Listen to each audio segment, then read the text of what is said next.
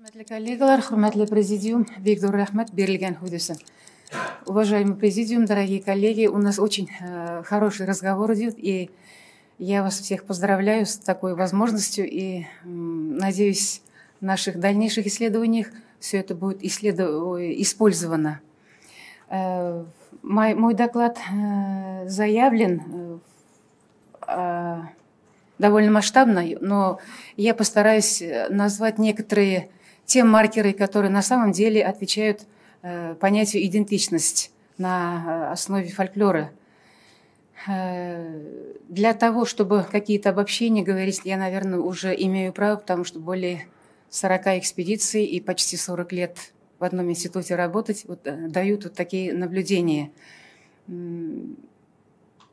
Уже о фольклоре башкирском прозвучала такая идея о том, что это классический идентификатор башкирское народное творчество и все жанры почти что. И вся эта золотая библиотека, созданная нашими предшественниками Зариповым, Сулеймановым, Надыршиной, Сагитовым, Киреевым, Харисовым, Атановой, Сулеймановым, и дальше уже нашим, среднее поколение, Хусаинова Гульнуравлевна, я, Султангарева, и наши молодые, среднего поколения фольклористы, Айгуль Мужавировна, Хакимьянова, Гульнар Вильдановна, Юлдубаева. Все, что создано этими людьми, собрано, издано книгами, сейчас уже является настоящим идентификатором башкирской национальности, башкирскости. И использование его, практика использования его как инструментом жизневедения башкир, что главное сейчас. Каждый отдельный, как преподавателем, как и личности, как и профессионалом, исследователем. В этом отношении нет надобности, чтобы объяснять, что там идентифицируют башкиры. Прежде всего, язык. Второе, манера передачи этого произведения. Третье, локальное, региональное, адаптационное место, локус бытования этих жанров. Четвертое, манера исполнения. Пятое, напевность этих исполнений, не принадлежащих никому, кроме башкир, и так далее, и так далее. Все идентификаторы башкирского народного творчества и его хозяина, то есть творца. Другое дело сейчас. Сейчас мы создаем совместно с Республиканским научным центром при Министерстве культуры, создаем перечень, каталог ЮНЕСКО, список нематериального наследия башкирского народа. Туда входит все, о чем я назвала, и те другие понятия еще уже составляющие детали этой башкирскости. И Москва требует, для того, чтобы мы доказали башкирскость, мы должны составить такие тексты, которые действительно будут уникальными, принадлежащему, называющие тот или иной культурный феномен, фольклорный феномен или бытовой традиционный культурный феномен, относящийся только к башкирам. Это довольно-таки сложные задачи, но реализуемые. Специалисты все очень интересные, подготовленные. И каждый раз во время этих обсуждений я обращаю внимание на то, что как бы мы ни говорили, что бы мы ни говорили о жанрах и даже о лошадях, о конях и о луках, стрелах, юртах и так далее, все восходит к мировоззренческому пласту, к мифологии. А может и прамифологии, свидетельства о которых уже, к сожалению, утеряны. Мы их не можем найти. Благо появился этот аргумент гаплогруппы, но это не входит в наши задачи. И в этот момент еще раз обращаю внимание на то, что мифология, мировоззренческий пласт, куда восходит тот или иной элемент, это является главным аргументом идентичности, национальной идентичности. Недавно у меня попросили статью казанские ученые о Хабантуй. Эта статья у меня вышла во втором томе «Башкирский фольклор. Семантика функций традиции». Это мой многотомник. И они попросили статью. Когда они прочитали, через неделю они спрашивают: мы всегда пишем Сабантуй, вы пишете Хабантуй. Да, я говорю, потому что истоки очень глубокие, истоки восходят к эллинским традициям, до эллинским традиции охватываются. Конные ристалища, которые присущи были вот этому народу, башкирам, оно до сих пор почему-то самый устойчивый момент всех хабантуев. И мы называем хаубаном, хаубан называем, не называем саубан.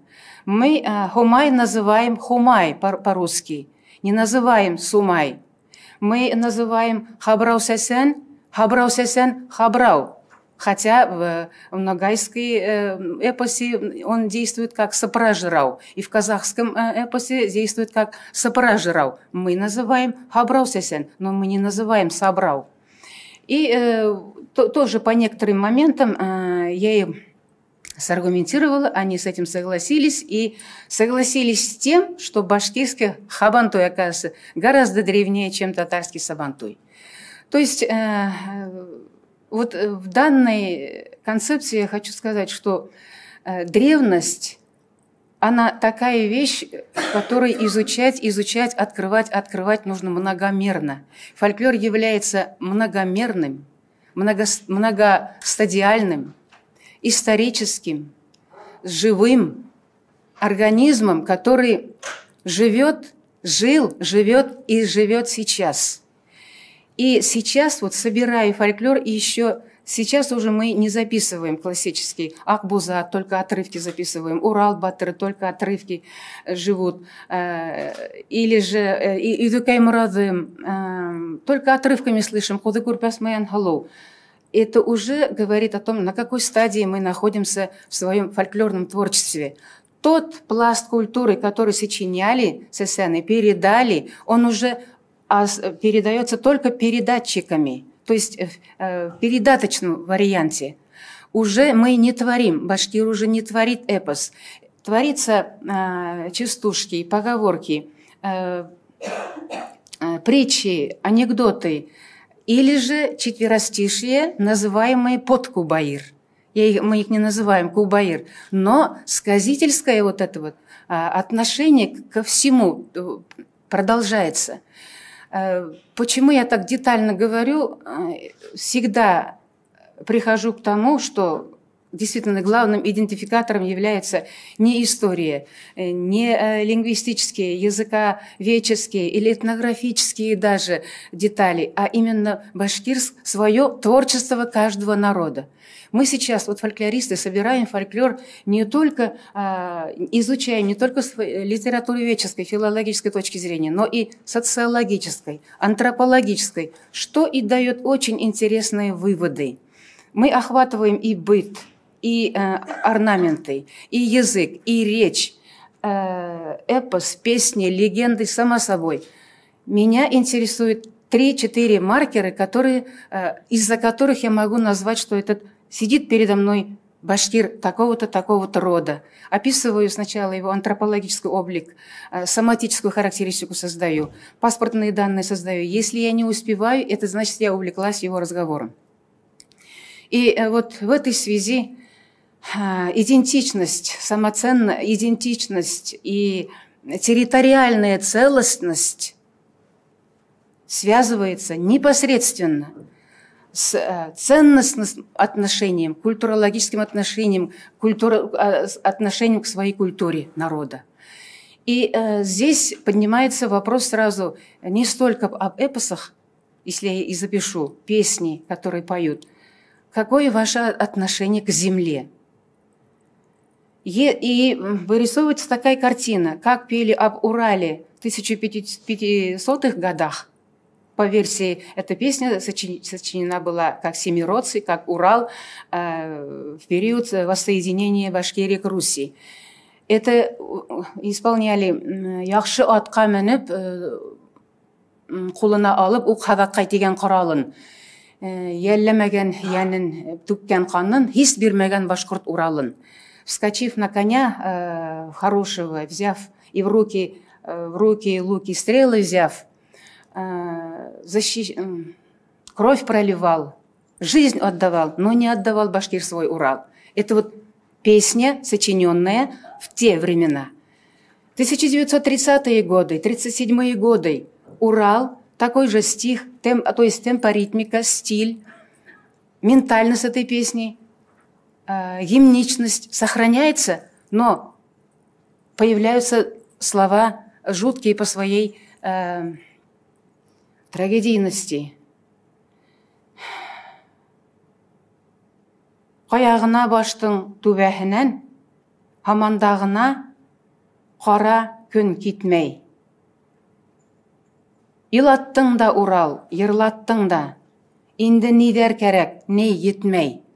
И второй повторяет: илаттың да Урал, йырлаттың да, курбан кәрәкмә һиңә, ней етмәй. Это вот 37-е годы. Урал, песня Урал, как бы стиль меняет, нет, стиль не меняет, слова меняются, а менталитет, вот эта гимничность и вот эта огромная одухотворенность остается.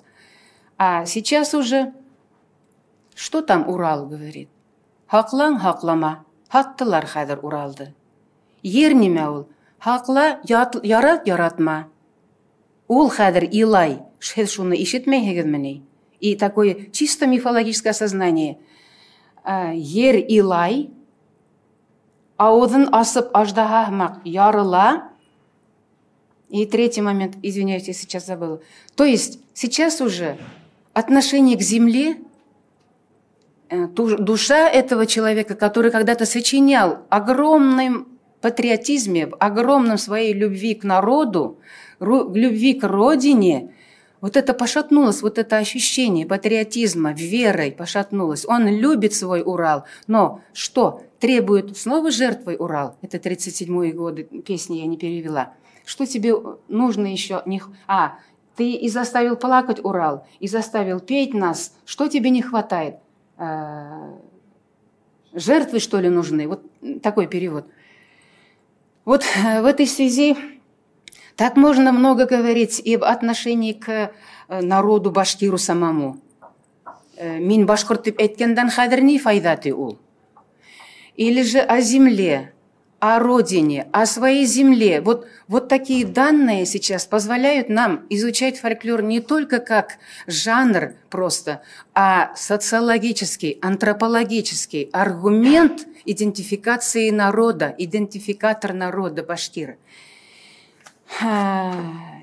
И ценностность, еще высокая репутация народа, приверженности его к своим традициям, культуре, языку. Только это дает народу силу для выживания. То есть фрейдовское определение, обособление народа, идентичность – это приверженность к определенной общности, и обособление этого народа уже не вмещает, современный 21 века понятие идентичности не вмещает уже то, когда нам говорили об этом, то есть фрейдовское и другие ученые. И в этом плане, раз в этот код культуры, весь высочайший код культуры, в который включается и патриотизм, и гражданственность, и отчизнолюбие, и иман, и вера, все это аккумулировано в фольклоре как в коде культуры. И значит, если мы разрушаем хоть немного этот код культуры, мы в кого превращаемся? Мы превращаемся в тех эстрадников, тех экспериментаторов, которые сейчас безжалостно поют и портят башкирскую народную песню, без включения в текст поют и нарушают весь менталитет этой песни, мелодии и так далее. Алпамыша у нас давно превратилась в маршевую песню. Караюрга давно уже не то конь скачет, не то там муравьишки бегают, абсолютно темп уже, вот этот магия звука, магия ритма, непосредственный код, который нам передали как зеницу ока предки, мы предаем. И никак не можем, никто не может остановить. Значит, резолюции надо внести какое положение о том, не положение, а что-то вот, или национальную идентичность защитить законом, или как-то, в общем, вот это надо продумать. Второй момент, четвертый момент. Природа расцветает там, где ее берегут и делают все для этого. Народ развивается там, когда ему верят.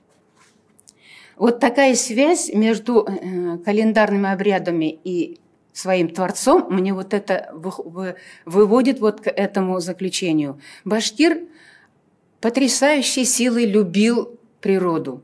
И календарные обряды являлись не просто обрядами. Это человек получал право включения, входа в следующий сезон жизни, следующий сезон природы. Он таким образом своими костюмом, песнями, специальными обрядовыми блюдами завоевывал право у духов природы войти сюда и жить. Вот главная философия календарных обрядов. И пока мы это не поймем, мы не поймем ключ обрядов, почему их делают. И их делают сейчас, моделируют, трансформируют. В один обряд включаются все элементы, ведомые и неведомые, относящиеся абсолютно к другим этносам. Вот что творится, вот этот винегрет, который недопустим сам по себе. Иначе мы снова потеряем вот эту идентичность, потеряем уже который раз. Но самое удивительное еще, несмотря на то, что на все эти трансформации, башкирский вот этот субстрат, его матрицы, его культуры настолько силен, он вот так вот выходит, осваивает вот эти культуры, которые у нас сейчас уже много в Башкортостане, и остается самим собой еще. Вот это меня очень хорошо, очень радует пока, что мы сохраняем еще вот свой облик в обрядах, традициях, песнях. Особенно мы их слышим, вот когда экспедиции выходим, мне ухо, душа радуется от того, что простейшая бабушка простейшим голосом, простейшим звуковедением выдает то, что, к сожалению, теряют наши профессиональные певцы. Но это уже другой вопрос. Еще один маркер. Религиозность. Это очень такой момент, просто требует определенного вообще большого развития и раскрытия этой темы. Сейчас под религиозностью делается очень много негативного, который отталкивает большую массу людей. Или же, вторых, вводит в заблуждение. Это ислам, не ислам, чистая религия, нечистая религия. И вот началось вот это будоражение умов. И вот здесь одна классическая фраза из Ишимбайского района, деревня Ишай, Файзалгаян Агай Гельмеддинов. Я чту Коран, я выхожу, кладу руку на Коран, выхожу, свои дела делаю. Он и певец, и сесен, он и учитель, он потрясающей силой, жизневеческой силой человек, ему сейчас 80 лет, и танцует прекрасно. Я уважаю приверженность, я мусульманин, приверженность ислама, но теперешнюю религию, вот эту религию, которую мне сейчас дают, муллы, которые, говорят, не до конца образованные, я, говорит, это не принимаю. Меня учили мои деды, меня учили вот так-то, так-то, а сейчас все получается, народные религии, все, только мы должны, то, что в книгах написано, и я только поэтому должен, говорит, придерживаться. Это, говорит, что за религия, когда, говорит, человек, хоронит человека, он в костюме, в галстуке, он попросил себя так, но он всю жизнь был человеком имана. А мулла говорит, вытаскивайте обратно, в кафен заверните, потом захороним. Это, говорит, что за мулла? Почему, говорит, я должен ему верить? Вот такие катаклизмы происходят и в религиозном поле. То есть очень много вопросов, которые требуют тонкой работы, углубленной работой. И особенно именно с фольклорным материалом. Будь это сказка, будь это эпос, будь это песня, там всегда найдется ответ, почему вот эта вещь, произведение, вот этот код культуры является башкирским. И тогда встает вопрос реальный, о реальных возможностях сохранения нашего народа еще на несколько столетий в его таком нравственном облике, выдержанном облике. Духовный, религиозный опыт башкир проецируется и в Авесте, и в Гильгамыше, архаической, иранской, азиатской, преднеазиатской культуре. Это огромное пространство временной лона протокультуры башкир. Там есть наслоения древнеиранские, древнетюркские, древнескандинавского характера наслоений. Но фольклорное творчество башкир – гарант, инструмент не только поддерживания, но и сохранения самоидентификации народа в его будущности. И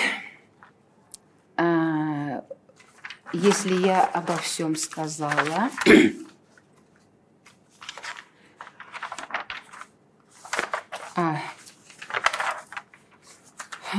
предлагаю вот для... еще такой момент. Этногенетический, социальный, психоментальный облик башкирского народа есть генотип промежуточной составляющей евразийский сейчас, вот на данный этап. И при этом он остается, его башкирскость, он остается явным в его узорах, в его еще сохраняющейся промысловой культуре, нагрудниках, обычаях, традициях и так далее. Вот по поводу обычаев, традиций все-таки скажу один момент. Обычаи и традиции действительно сейчас перемешиваются, очень сильно теряется этнический облик. Обряды никогда, к сожалению, нельзя мешать насильно. Вот так нравится нам и все. Обряд – это код мысли. Обряд, там соединяются время, пространство, цвет, ментальность, дух вот в одну точку. И он работать должен только, не нарушая ни одно слово, ни одну пуговицу, ни одно звучание этого ритуала. Когда мы проводили возле Иссык-Куля обряд почитания Иссык-Куля и проводов солнца, президент Республики Майя, заместитель президента Республики Майя, он и был главным ритуалистом, он и сказал, если вы проводите ритуал, сначала изучите его годами изучите, а потом берите на себя ответственность.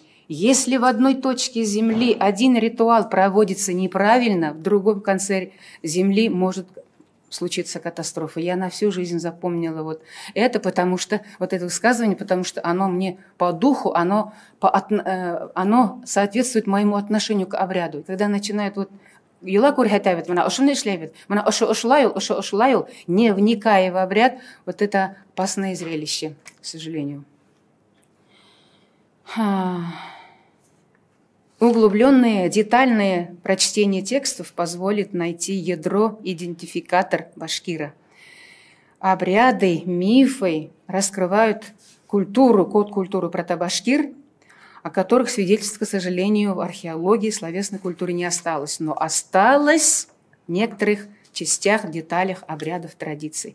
Мои рекомендации для резолюции. Составить древнебашкирский тезаурус. Это значит составить собрание сведений, относящихся, охватывающих полностью башкира и его картины мира. И второе. Я уже сказала, насколько миф играет роль в башкирскости, не только и у чувашей, и у татар, и у русских. Когда народ творит свой миф, он еще, значит, очень силен в своем творчестве. А наш народ, башкир, еще творит миф. Этому очень много примеров, я эти мифы не буду приводить. Даже колонка с водой уже превратилась, голова змеи, окаменелая голова змеи. То есть миф – это потрясающее доказательство, идентификатор народа. И поэтому, если мы преподавать будем мифы, мировоззренческие постулаты в учебниках, то есть в школах с 1 по 10 класс, мы вернем народу его молодость, его генотип, его ощущение, мироощущение, в котором жили его предки. Сейчас это молодое поколение, среднее поколение живет почти что без духовных, социальных, материнских корней, потому что он не знает об этом, куда это относится, к чему это относится. И поэтому без зазрения совести он может нарушать обряд, архитектонику тех или иных эпизодов. Вот два предложения, если можно, внесите, пожалуйста, в резолюцию.